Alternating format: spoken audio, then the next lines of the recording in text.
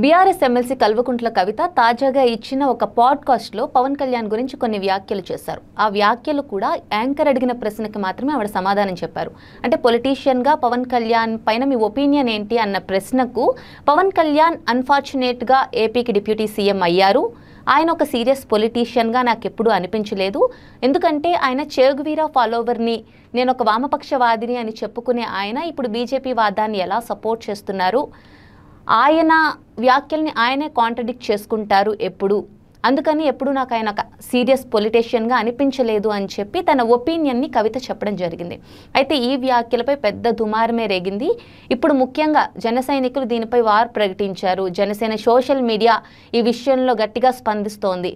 ఏదైతే అప్పట్లో పవన్ కళ్యాణ్పై కవిత పవన్ కళ్యాణ్ ఒక జోకర్ అని చెప్పి వ్యాఖ్యానించడం జరిగింది. ఇప్పుడు అదే వ్యాఖ్యను తిప్పికొడుతూ కవిత ఒక జోకర్ అంటూ జనసేన సోషల్ మీడియా వ్యాఖ్యానించడం అండ్ కవిత వీడియోకి పవన్ కళ్యాణ్ వీడియో ఒకటి ట్యాగ్ చేసి పవన్ అన్న మాటలను కవిత అర్థం చేసుకోవడంలో విఫలమైంది అన్నట్టు వాళ్ళు వ్యాఖ్యానిస్తున్నారు. అసలు పవన్ చెప్పింది కవితకి అర్థమే కాలేదు, అందుకే తను నోటికి ఏమొస్తే అది మాట్లాడుతున్నారు అని చెప్పి జనసేన సోషల్ మీడియా అయితే మాట్లాడడం జరిగింది. ఇప్పుడు ప్రస్తుతం ఈ వార్ అయితే కొనసాగుతోంది.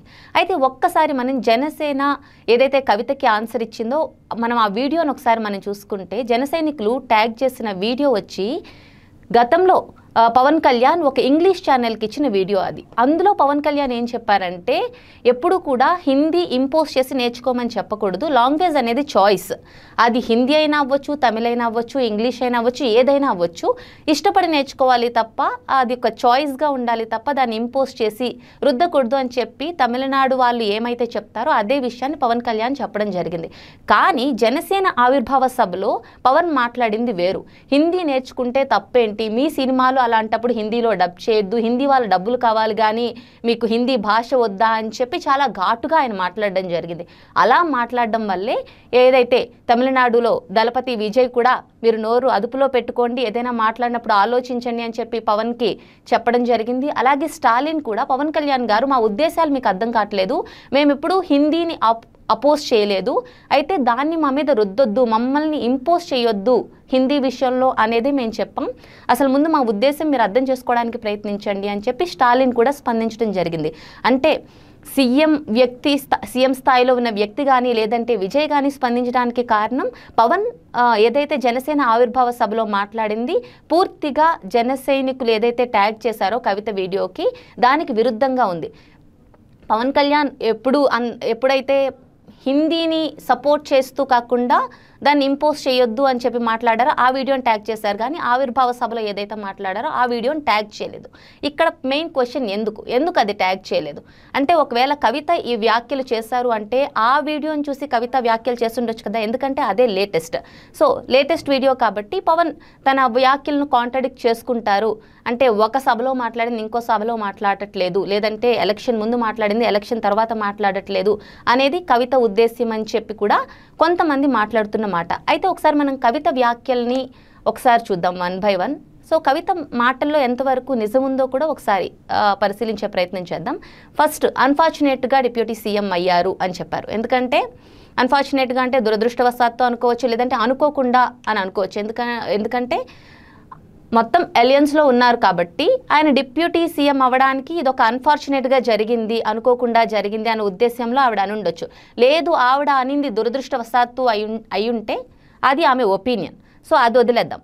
ఇక సీరియస్ పొలిటీషియన్ కాదు అని అనడానికి ఒక రీజన్ ఏదైతే ఉందంటే, ముందు పవన్ కళ్యాణ్ బీజేపీ లేదంటే చంద్రబాబు నాయుడుతో టీడీపీతో పొత్తు పెట్టుకొని అప్పట్లో పార్టీలో 2014లో ఉన్నప్పుడు పోటీ చేయకపోయినప్పటికీ వాళ్ళకి సపోర్ట్ చేశారు. అప్పుడు అలియన్స్ గెలిచాక అక్కడి నుంచి సపరేట్ అయిపోయి అప్పుడే ఆయన నాకు కులం లేదు, మతం లేదు, నా భార్య క్రిస్టియన్, నేను బాప్టిస్ట్ అని రకరకాలుగా మాట్లాడడం జరిగింది. అయితే అప్పుడు ఆయన మాట్లాడిన మాటలేవి తప్పు కాదు, ఎందుకంటే అందరినీ కలుపుకుంటూ పోయారు. అంటే మనం అందరం ఇండియన్స్ అల్టిమేట్గా అని చెప్పే ప్రయత్నం చేశారు. దానికి అట్రాక్ట్ అయ్యే ప్రజలు ఓటేసి ఉండొచ్చు, ఆయన మీద ఒక పాజిటివ్ వచ్చి ఉండొచ్చు, ప్రజలంతా కూడా ఆయన నమ్ముండొచ్చు.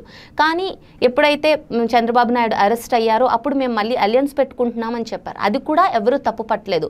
మేబీ పార్టీని గెలిపించుకోవడానికి వీళ్ళు అలయన్స్ పెట్టుకుంటున్నారు అని చెప్పారు. తర్వాత గెలిచారు, డిప్యూటీ సీఎం అయ్యారు, అందులో ఎవరికి ఎలాంటి ప్రాబ్లం లేదు, ఎందుకంటే ప్రజలు ఓటేస్తేనే వాళ్ళకి అధికారం వచ్చింది కాబట్టి.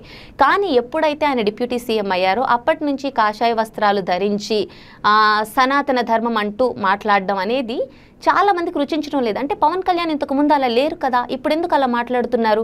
దీనివల్లే పవన్ కళ్యాణ్ ముందిచ్చిన స్పీచెస్, ఈ స్పీచెస్ కంపేర్ చేస్తూ చాలా రకాల వీడియోలు వస్తున్నాయి. సో ఆ వీడియోలో మనం గమనిస్తే ప్రతి స్టేట్మెంట్ కూడా కంప్లీట్గా కాంట్రడిక్టివ్గా ఉంటాయి. ఆయన స్టేట్మెంట్స్ని ఆయనే తిప్పికొట్టుకుంటూ ఉంటారు.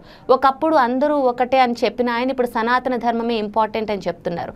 అలాగే ఒకప్పుడు బీజేపీ అనేది హిందూ పార్టీ కాదు, హిందీ పార్టీ, వాళ్ళు మన మీద రుద్దే ప్రయత్నం చేస్తున్నారు అని చెప్పిన ఆయన ఇప్పుడు హిందీ నేర్చుకుంటే తప్పేంటి అని చెప్పి ప్రశ్నిస్తున్న పరిస్థితి. ఈ విధంగా చాలా రకాల కాంట్రడిక్టివ్ స్టేట్మెంట్స్ చేయడం వల్ల పవన్ కళ్యాణ్ ఒక సీరియస్ పొలిటీషియన్ కాదు అని చెప్పి కవిత చెప్పడం జరిగింది అని నాకు అనిపించింది. ఇక చెగువీరా ఫాలోవర్ని ఏదైతే వామపక్షవాదిని అని చెప్పి పవన్ కళ్యాణ్ అప్పట్లో చెప్పుకునేవారు. వామపక్షాలు వాళ్ళ పార్టీలో పొత్తు కూడా ఉండేది, మనకు తెలుసు. ఎప్పుడైతే బీజేపీ నుంచి టీడీపీ నుంచి 2014 తర్వాత విడిపోయారో వామపక్ష పార్టీలతో ఆయన పొత్తు పెట్టుకున్నారు. సో అలాంటి వ్యక్తి, చెగువీరా ఫాలోవర్ని అని చెప్పిన వ్యక్తి ఇప్పుడు సనాతన ధర్మం అండం ఏంటి అంటున్నారు. దానికి కూడా పవన్ కళ్యాణ్ ఒక ఎక్స్ప్లెనేషన్ ఇచ్చారు. అంటే నేను ఎప్పుడూ ఒకే రకంగా ఉండలేను, సందర్భాన్ని బట్టి మారుతాను అని ఆయన చెప్పడం జరిగింది. దీన్ని బట్టి ఇక్కడ మనకు క్లారిటీ వస్తుంది. అంటే ఆయన సిచ్యువేషన్ బట్టి మారిపోతారు, ఆయన సిచ్యువేషన్స్ అనుకూలంగా ఉంటే ఒకలాగా ఉంటారు, ప్రతికూలంగా ఉంటే ఒకలాగా ఉంటారు అని ఆయన నోటితో ఆయనే చెప్పినట్టయితే నాకు అనిపించింది. అంటే ఏదో మనసులో ఆయన మాట్లాడుతుంది కాంట్రాడిక్టివ్గా ఉంది అని చెప్పి ఆయన మనస్సాక్షి ఆయనకు చెప్పినప్పుడే అలాంటి ఒక మాట అనాల్సి వస్తుంది. అంటే నేను సందర్భాన్ని బట్టి మారిపోతాను అని చెప్పి జనానికి ఒక ఎక్స్ప్లెనేషన్ అయితే ఇచ్చినట్టు అనిపించింది. అలాగే అతన్ని ఎప్పుడూ నేను సీరియస్గా తీసుకోలేదు అని చెప్పి కవిత చెప్పడం జరిగింది. సీరియస్గా తీసుకోవడం తీసుకోకపోవడం అది కంప్లీట్గా ఆవిడ ఒపీనియన్, ఆవిడ ఓన్ ఇంట్రెస్ట్. సో దాన్ని కంప్లీట్గా ఇక్కడ మనం చూసుకుంటే చాలా విషయాలు, కవిత చెప్పిన విషయాలు మనం ఎగ్జాంపుల్స్తో సహా సోషల్ మీడియాలో చూస్తే మనకు దొరుకుతాయి.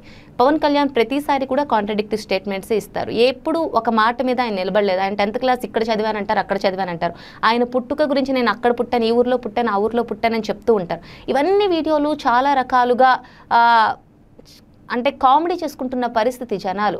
దీనివల్లే ఆమె పవన్ కళ్యాణ్ని ఒక జోకర్గా మాట్లాడడం కూడా జరిగింది. కానీ ఇక్కడ చాలామంది మేబీ ఈ వీడియో చూస్తున్న వాళ్ళు Pawan Kalyan hardcore fans అయి ఉండొచ్చు.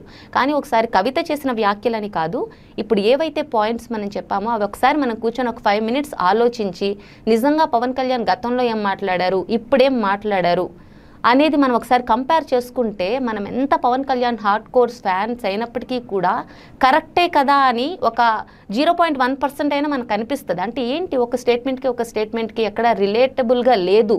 ఎందుకు పవన్ అప్పుడు అలా మాట్లాడారు, ఇప్పుడు ఇలా మాట్లాడారు? అంటే అలియన్స్లో ఉంటే అంతలాగా మారిపోతారా జనాలు అనేది ఖచ్చితంగా మనకు అనిపిస్తుంది.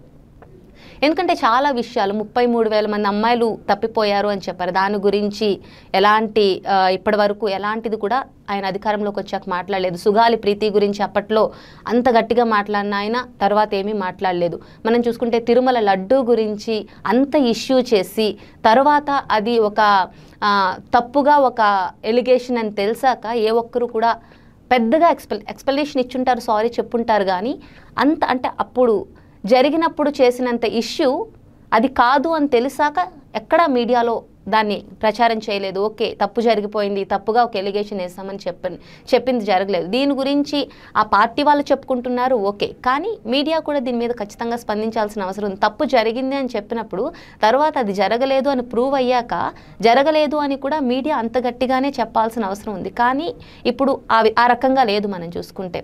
సో ఇప్పుడు జన సైనికులు కూడా ఏదైతే కవితకి ట్యాగ్ చేసిన వీడియో పారదర్శకంగా ఏదైతే ఆవిర్భావ సభలో పవన్ కళ్యాణ్ మాట్లాడారో అదే ట్యాగ్ చేసి మీరు అర్థం చేసుకోవడానికి ప్రయత్నించండి అంటే బాగుండేది.